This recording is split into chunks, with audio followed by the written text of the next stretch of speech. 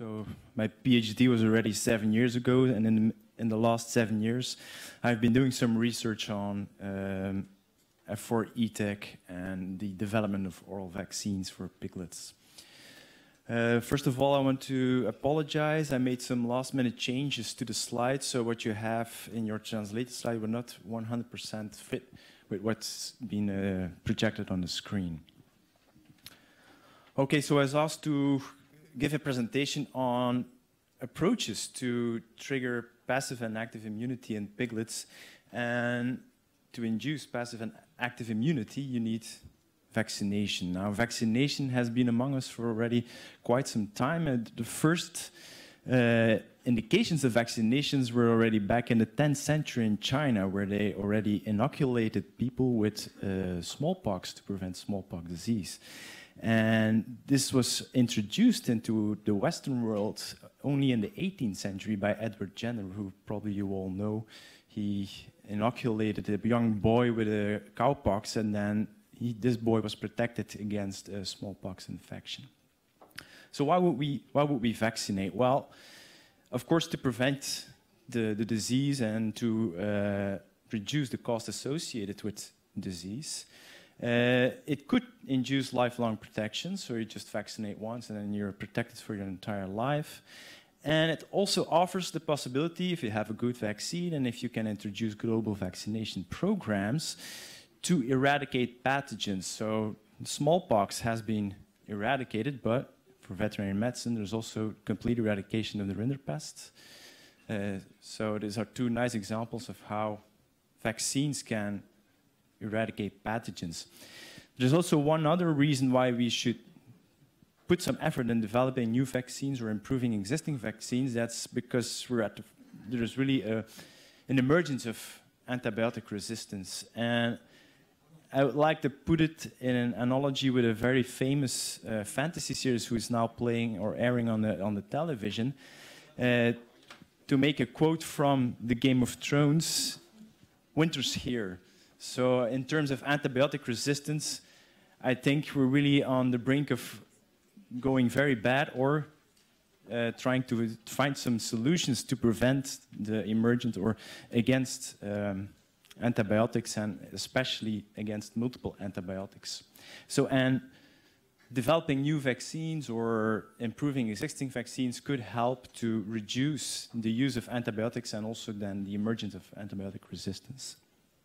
So this is already a quite old graph where you can see that in the last 5 years, there has been really an increase in the number of microorganisms that were resistant to one or multiple antibiotics in either hospital or in the animal sciences. And you can also see that in the lower graph that in the environment, so in the water and in the soil, the presence of organisms that are resistant to one or multiple antibiotics is still increasing.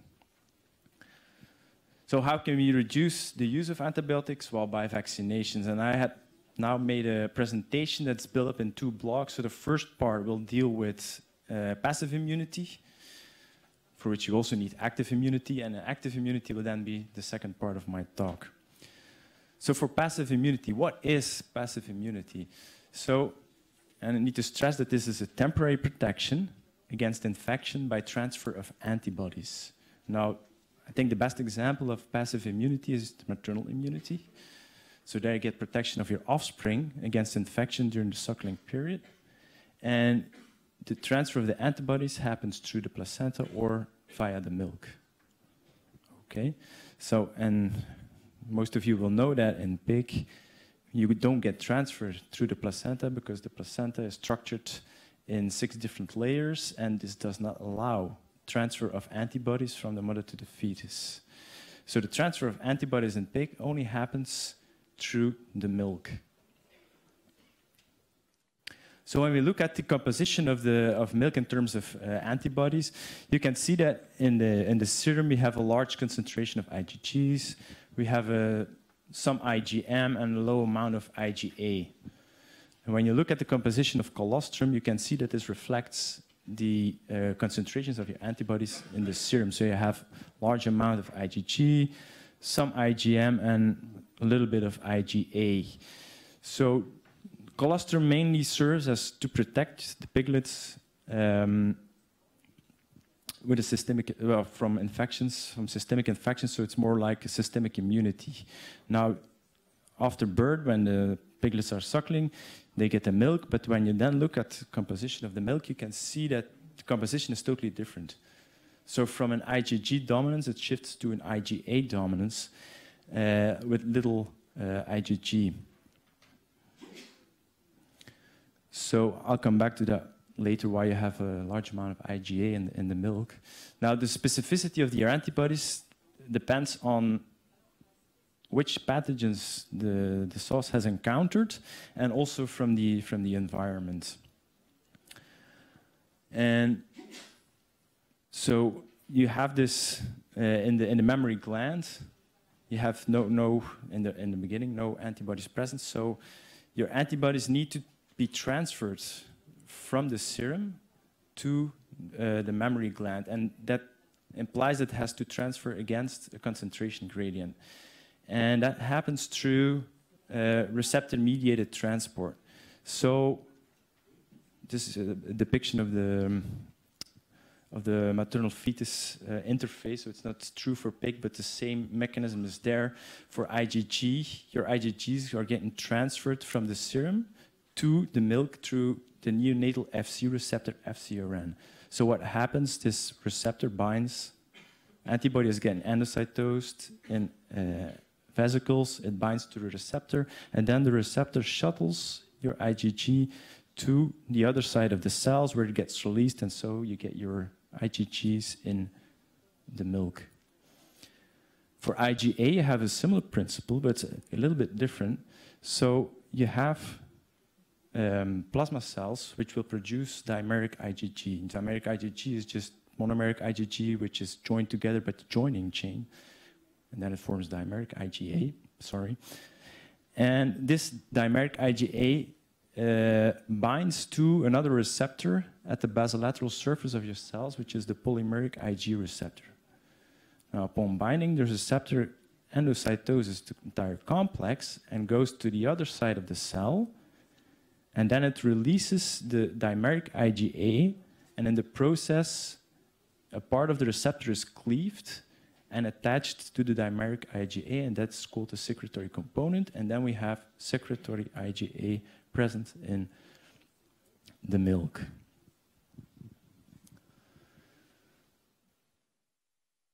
So that's just to explain how your antibodies get from the serum to the milk. So during lactation, there's also another process going on. We don't only have transfer of antibodies from the serum to the milk, there's also an active recruitment of lymphocytes from blood, but also from other tissues to the mammary gland. So what happens, recruitment of cells is also mediated by several molecules. So you have like a key and a lock principle.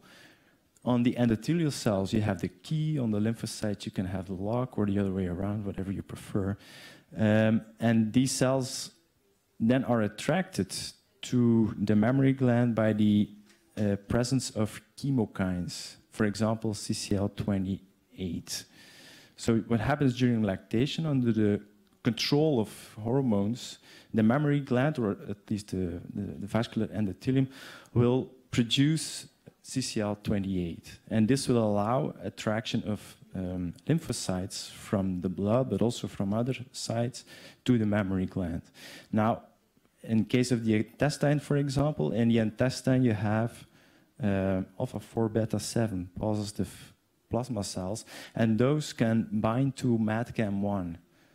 Again, during lactation, or a little bit before, endothelial cells of the mammary gland will upregulate their expression of MAdCAM1, and this will allow cells from the intestine to bind to vascular endothelium in the mammary gland and enter the mammary gland itself. So you get attraction during lactation from cells which are in the gut, and that will then go to the mammary gland to locally produce your antibodies. The same is happening for the lung, but there the molecules are a bit different. They're also attracted by CCL28, But in this case, the endothelium expresses VCAM1, and VCAM1 then allows alpha-4 beta-1 positive cells, which reside in the lung, to migrate to the vascular endothelium in the mammary gland and enter the mammary gland itself to then produce, again, locally antibodies. And this is probably the reason why you have such a low amount of IgM in your milk, because during lactation, you get attraction of antigen-specific lymphocytes, and antigen-specific lymphocytes imply that they are activated, they have maybe a memory function, and those are only IgG or IgA producing cells. So could explain the reason why you have a very low amount of IgM in your milk. So how can you use this principle? Well, if we vaccinate the sow during pregnancy, you of course will get an accumulation of vaccine-specific antibodies, but also plasma cells in your mammary glands. Now, maximal protection will of course depend on the amount of antibody that you can generate in the milk, and to enhance that, usually you can use like a prime boost vaccination strategy to really increase antibody titers in milk to offer protection against the piglets.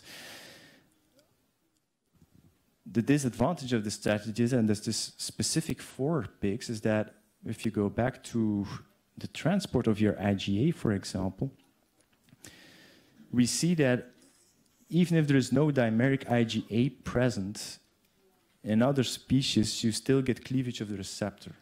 So that means that there is free secretory component in the milk. Now, in pigs, this doesn't happen. You don't have any free secretory component in milk. So that implies that even if you would increase the concentration of IgA in the sow, there is a limit on the transfer to the milk. Why? Because we don't have any free secretory components, so that implies that all receptors have been bound with IgA. So if you increase the IgA in serum, you won't necessarily get a higher IgA concentration in the milk. Now, there are some other solutions, perhaps for that. This is all speculative, of course. You could try to increase migration of your immune cells to mammary gland by increasing the expression of secretion of the chemokines, or perhaps through a breeding program you could also increase the presence of the receptor on the endothelium, so you don't have any saturation anymore on the receptor mediate transfer of your IgA or IgG to the milk. Milk does not only contain antibodies, there are also immune cells. So you have quite a large amount of immune cells in milk. So in piglets, there were some very early studies where they labeled these cells, and they found that if the piglets got the milk and they have the cells inside, that these cells were able to migrate or cross the intestinal epithelium and go to the mesenteric lymph nodes. The function is not known, but probably they interfere with systemic and mucosal immune responses. Now, we have done a small study in cattle to investigate what the role is of these cholesterol leukocytes on vaccine efficacy. So I have two graphs here. I'm going to explain it a bit because it's a bit difficult. So we have vaccinated a cow with TT vaccine, tetanus toxin vaccine, and we retrieved the colostrum. Colostrum was divided in two, where we have colostrum without any leukocytes and colostrum with leukocytes. Okay, and that we fed to neonatal calves for a certain amount of time, and then afterwards we vaccinated the calves again with a tetanus vaccine. And in the upper graph, you can see that in the red, you have the calves which had colostrum with colostrum leukocytes, and in green, you have the calves without So colostrum, but without the leukocytes. But you can see that after the booster vaccination of the calves with a tetanus vaccine, there was an increase in tetanus toxin-specific antibody titers in the calves. So that would seem to imply that colostral leukocytes enhance antibody responses in the offspring. We also looked at the cell-mediated immune response. This is depicted in the lower graph, but there was not such an obvious effect of your colostral leukocytes on the cell-mediated immunity. So, colostral leukocytes can enhance your vaccine efficacy, but most of the times we see that maternal immunity interferes with vaccination. So now we're going to go back to pigs. And there have been some studies to pinpoint how it interferes, because if you have already antibodies in your milk and you give a vaccination, these antibodies will block the induction of an immune response. That's not always the case, and it will depend on the ratio of your vaccine antigen to the titer of your maternal antibodies. For example, for PCV2, if you have low maternal antibody titers, you can have, in fact, enhancement of your immune response when you vaccinate the piglets. Now, we have done something similar with enteric infections, so with our main pathogen model, enterotoxigenic E. coli, where we also saw that if you have maternal antibodies, these antibodies can prime or enhance the immune response in piglets. So I maybe can just briefly explain our pathogen model, though most of you are probably familiar with post-weaning diarrhea caused by ETIC infections. So we use this pathogen mainly because we know that we know the correlates of protection. So here on the right you can see this is the actual E. coli bacterium, and I don't know if it's visible, but there are some long protrusions going out from the bacterial surface. These are the actual fimbriae. So the pathogen uses these fimbriae, which are long polymeric proteins, to attach to the intestinal epithelium. Upon attachment, they will secrete some toxins which will induce diarrhea. Now, to have protective immunity against this pathogen, you need secretory IgA specific to the fimbriae. So we applied this model to investigate how maternal antibodies affect vaccine efficacy against ETEC. So what we found was that if we can do an oral immunization with purified F4 fimbriae. And when we do that, we see that in the gut and also in blood, the F4 specific IgA antibody secreting cells increase. To do that, we need a lot of, so 3 primer vaccinations and 1 booster vaccinations, all with 1 milligram of purified F4 fimbriae, but okay, it works. And then we look in blood with an ELISpot assay to look at the antibody secreting cells that produce antibodies that are specific to our antigen, in this case the F4 fimbriae. So at the left you have a control, and at the right you can see that we have several spots which we then count and which then says how many cells are present or that produce antibodies against our antigen. And that we did in several groups. So what we had was 4 different groups. 3 groups which had maternal antibodies. So they didn't receive any more milk, but they had these antibodies in the serum. Those 3 groups received or PBS or an oral immunization with F4, intramuscular immunization with F4. And there was one last group who didn't have any maternal antibodies, which also received an oral immunization with F4 fimbriae. What you can see here from the graph is that in red, we look at the number of F4-specific IgA-positive B cells. You can see that if you have maternal antibodies present, that the response is higher than in the absence of any maternal antibodies for Fimbriae, which seems to indicate that maternal antibodies can also enhance the immune response upon oral immunization in piglets. Now, we didn't have a lot of animals, so the study did not allow us to see if there was a correlation between low and high titers of these maternal antibodies, and if that affected then the induction of the immune response. So yes, maternal immunity can interfere with your vaccination, but the thing is that the level is in the devil, as they say. It depends on the ratio of your vaccine antigen to the titers of the maternal antibodies. There are some other solutions to circumvent the interference. So you could try another administration route. If you have maternal antibodies, you could try to do intranasal immunization instead of intramuscular or oral. You could use nucleic acid-based vaccines. So in that case, you have your antigen of interest encoded in plasmid DNA or on RNA vaccines, and then you do an electroporation, and then your antigen is expressed in the animal itself, and you can also generate immune responses.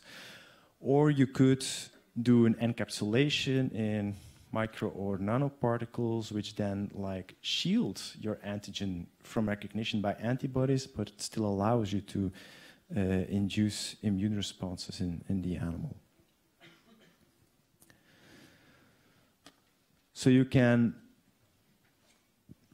protect your offspring with maternal immunity, and at the moment of weaning, this maternal immunity is gone because the animals don't receive any more antibodies.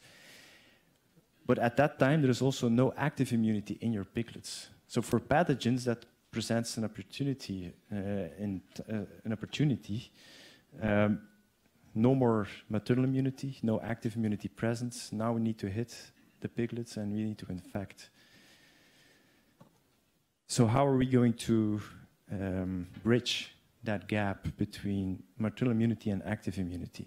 So maybe there's a solution there for what I would call artificial maternal immunity. There are some examples, like you can use spray-dried egg powder, so you vaccinate chickens with your antigen, and then you collect the eggs and you generate your egg powder and then feed that to the piglets. You could also use spray-dried plasma, although there is some risk of viral spread due to the, 62 endogenous retroviruses that are present in the porcine genome.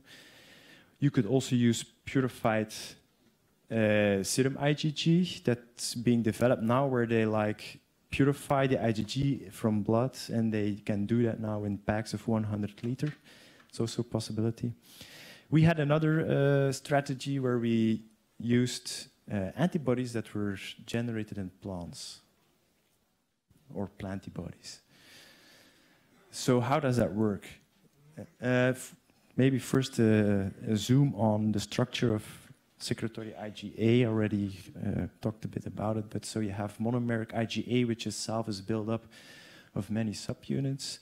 You have then dimeric IgA, where there are just two monomeric IgAs joined together, which is called the joining chain. And then you have the functional IgA, the secretory IgA, with a secretory component attached to dimeric IgA. So if you want to produce this in plants, you have a big multimeric protein. You could try to put this all on one vector and then bring it into the plants and let it express itself, but plants have a quite remarkable feature, that is that if you just make a genetically modified organism, a plant in this case, and you encode the different structures of your multimeric protein, in this case IgA, the joining chain and the secretory component, you all bring them separately into the plants, and then you screen the seeds in certain lines, you will see that this multimeric protein is assembled by itself at a quite high efficiency. This is really remarkable because if you use other expression systems like cell lines or yeast, this does not happen. So you have all the components, but separately they don't self-assemble. In plants, you have they have the feature that they can self-assemble these multimeric proteins into one functional structure. So we had a group which we collaborated with that generated these plants. So you had just plant lines where you have Secretory Iga present in the seeds. And then we gave those seeds to piglets, and we did a challenge infection with our ETEC pathogen after 5 days of feeding, and then we monitored the excretion of the pathogen in the feces. And these are the results. So in black, we have a control group, which were fed seeds, but which did not contain any antibodies. In red, we have a group which received seeds in which IgG was present. And you can see that the shading between the black and the red doesn't differ a lot. So if you give IgG, you don't have any reduction in the excretion of the pathogen in the feces. However, when you then look at the IgA group, which is here depicted in green, you can see that there was a nice reduction in the excretion and that day 4 it completely disappeared. There was a resurfacing of the pathogen at day 6, but okay, I think the difference between the control group and the IgG group is quite remarkable. And then if you just give them IgA in seeds to piglets, you can have a protection against your infection. And this will allow you to bridge the gap between your maternal immunity and active immunity. Now we did some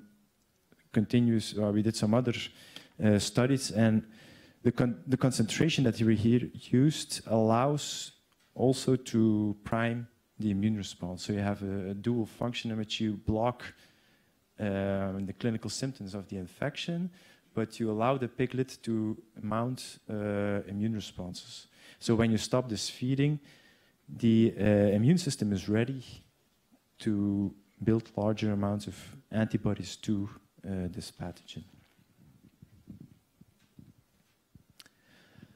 And that brings me to the second part of the talk, which will deal with the active immunity, although that for passive immunity you also need active immunity. It's a bit difficult. So what are the ingredients for an effective vaccine? Much will depend on your pathogen, of course, and what type of vaccine you are generating. So if you look at the vaccines present, you have a lot of live attenuated vaccines, you have some inactivated vaccines, and you have very few subunit vaccines where you only focus on a small part of the pathogen. Now, from live to subunit vaccine, you can see that live attenuated vaccines usually have a really nice and high immunogenicity. That's because they can still infect, they can still proliferate in the host. The host recognizes these very good and will generate or mount very nice immune responses. This immunogenicity goes down, of course, if you go from live attenuated to inactivated to subunits. On the other hand, when you look at the safety profile, usually there is an increase from live attenuated to subunit vaccines. Now, the most difficult part, in my opinion, in making a vaccine is that for most pathogens, we don't know what the correlates of protection are. So mostly we don't know what kind of immune response you need to generate with your vaccine, and secondly, we don't know what we need to target in the pathogen, what kind of antigen we would need to incorporate in our vaccine so that the host can generate immune responses and targets the correct part of the pathogen. Mostly that's because if you see a disease, you have these tests that allow you to monitor the disease or see what kind of immune response is generated, but that does not imply that you know to which part of the pathogen needs to target your vaccine to generate protective immunity. Okay.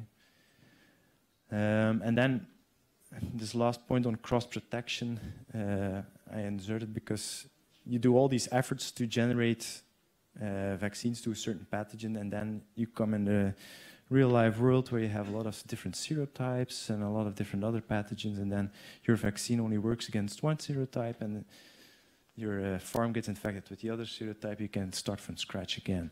So maybe it's also worthwhile when we develop new vaccines is to consider these different serotypes and look at cross-protection or incorporate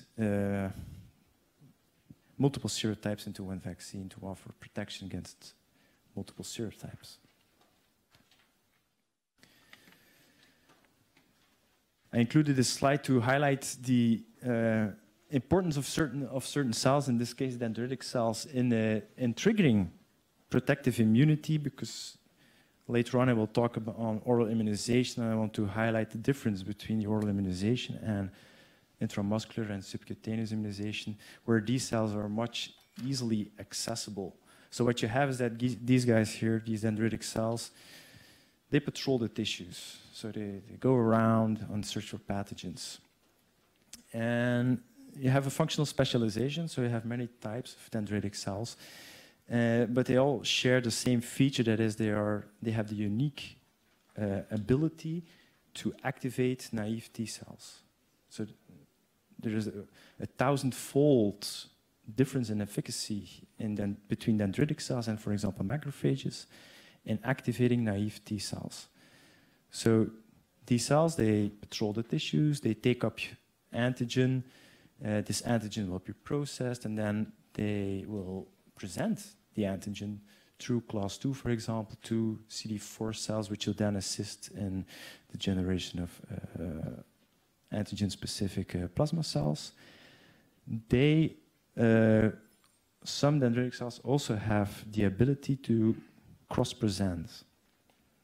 Cross-presentation is a phenomenon where you have uptake of antigens from the environment into the dendritic cell, and then they will present that to class 1. So you can, if you can target your vaccine to this dendritic cell subset, you might be able to generate CTL responses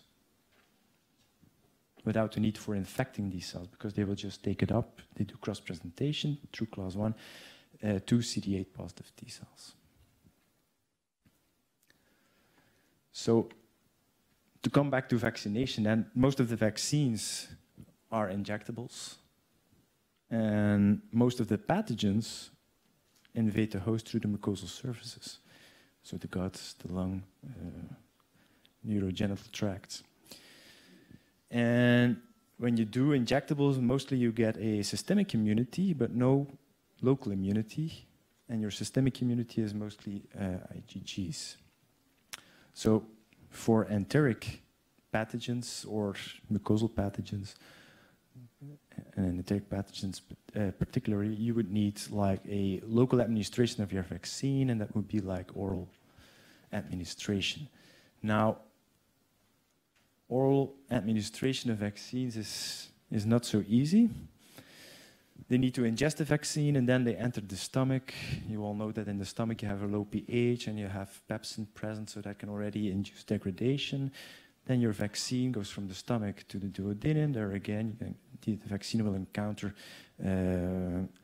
so biosalts, pancreatic enzymes, and so forth. So your vaccine is easily degraded.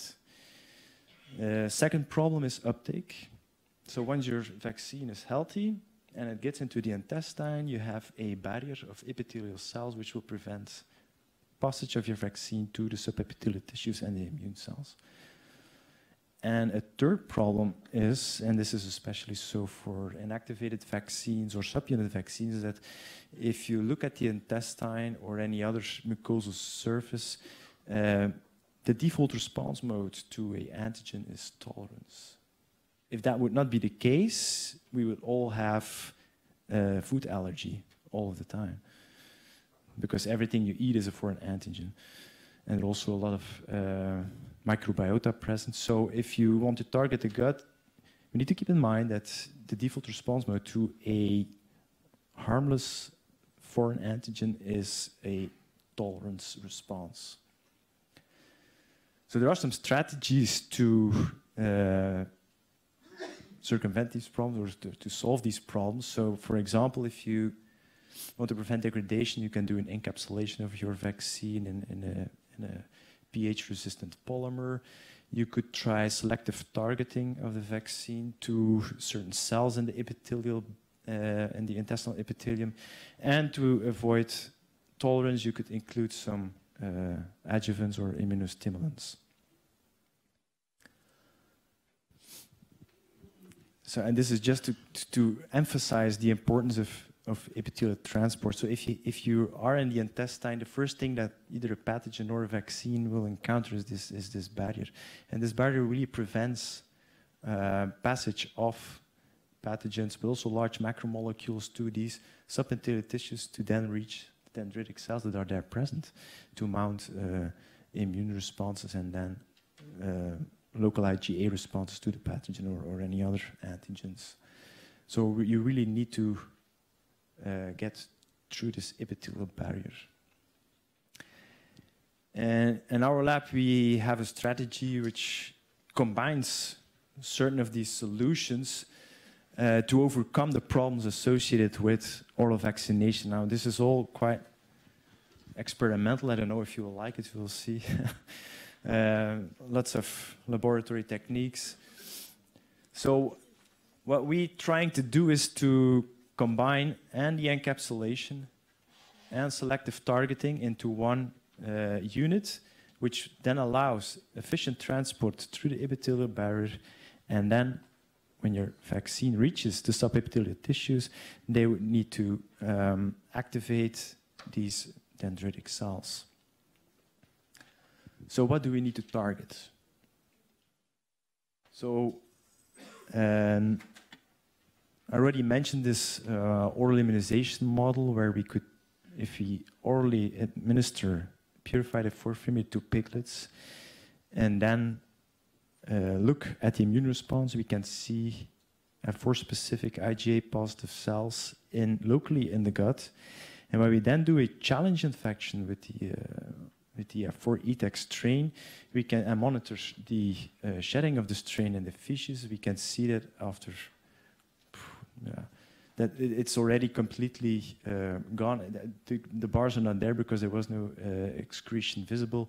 The bars that you see are just from the control group, which did not receive any oral immunization. So there was a 100% protective immunity when we orally immunized piglets with purified F4 fimbriae. And when we then looked what's going on in the intestine itself, you could see here in green we imaged the F4 fimbriae, and in red we imaged the epithelial cells, and we could see that the F4 fimbriae adhered to the intestinal epithelium, as is known, but they are also taken up and transported through the epithelial barrier. So, and to summarize 15 years of research, we identified that the receptor that it's binding these F4 fimbriae is aminopeptidase N. So in the next effort, we just generated antibodies against porcine aminopeptidase N. We can nicely image the apical surface of the epithelial cells. So here you have in green rabbit antibodies directed against porcine APN. And these are also being taken up. So if you inject these antibodies in a gut loop experiment, you see that these antibodies are taken up by the intestinal epithelial cells. We also did a small immunization trial. So we had 4 groups. 2 groups received antibody, but irrelevant, that was not targeted to APN, and 2 groups in blue received antibody that recognized APN on the epithelial surface, and we included cholera toxin as an adjuvant here, because cholera toxin usually is the gold standard for oral immunization experiments. And you can see that if you give piglets, this oral immunization, give piglets antibodies targeted to APN, that there is an increase in the antibodies in the serum compared to groups who received, here in green, an irrelevant antibody, indicating that if you target APN on the intestinal epithelium, you can increase or enhance antibody responses, probably due to the uptake by the intestinal epithelium. We not only saw this in the serum, we also had locally a nice response of, in this case, rabbit IgG-specific antibody-secreting cells in the gut. So now we know that if we target something to aminopeptidase N, we can go through the barrier, and we also have a nice immune response, but that, of course, does not allow you to protect your antigen against degradation. So in the next step, we try to combine encapsulation with inherent adjuvanticity of the particles. So for that, we went into the literature and came up with a Saccharomyces cerevisiae, so just your regular baker's yeast. And if you treat these with a acid and base, you just remove everything from the yeast. The only thing that remains is the cell wall. And the cell wall of yeast is composed of beta-glucans. So here you have a purity of around 85%. The nice thing is if you have this hollow cell wall, is that you can load the spheres that you have with another protein or DNA or virus, whatever.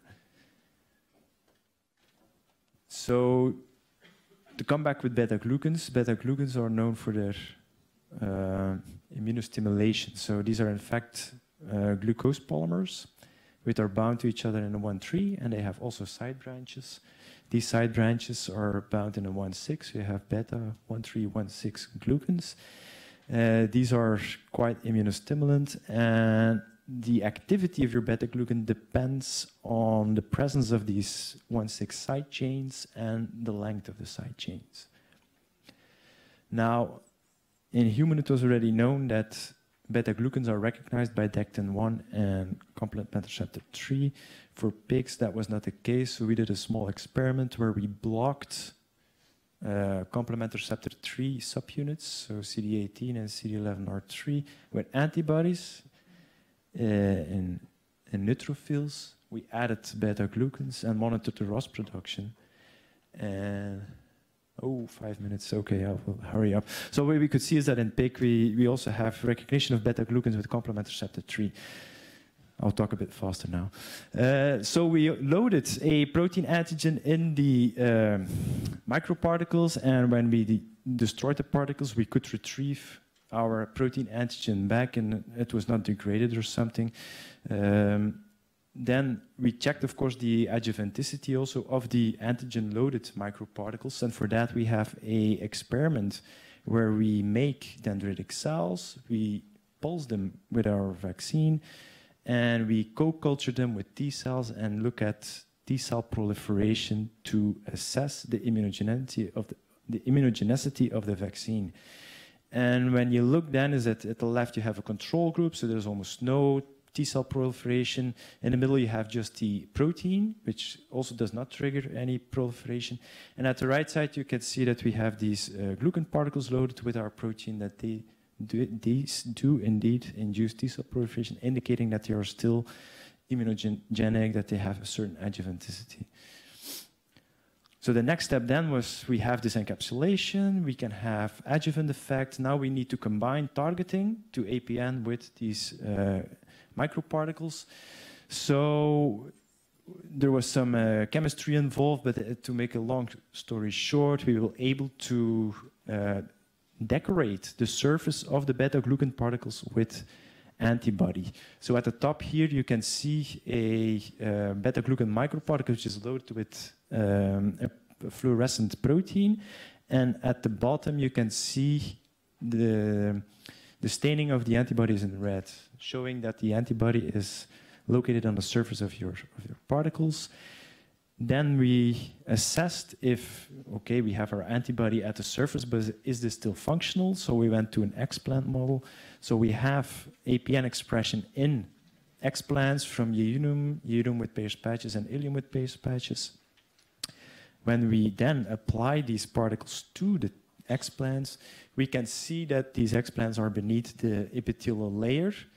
And a PhD student counted all the particles in several explants and several animals. And what we saw is that if you look at the lamina propria, you can see that there's a positive effect of the antibodies on the uptake of the particles in comparison to particles that were in black here that didn't carry any antibody.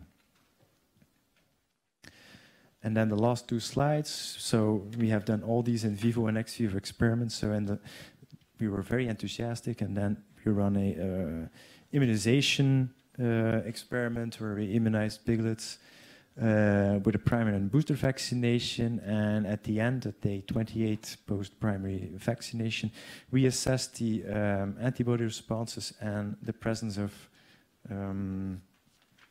antigen-specific lymphocytes in blood. So in ELISA, you can see that we had a better immunoglobulin response in the glucan particles that were targeted to APN, and also a better IgA response in blood. And the similar story goes up for the presence of IgG positive antibody secreting cells and also IgA positive antibody secreting cells in blood, indicating that if you give these targeted microparticles orally to piglets, you can trigger at least systemic immune responses. Unfortunately, we didn't look locally due to time constraints in the PhD. And with that, I would like to thank you for listening. Thank you. Merci.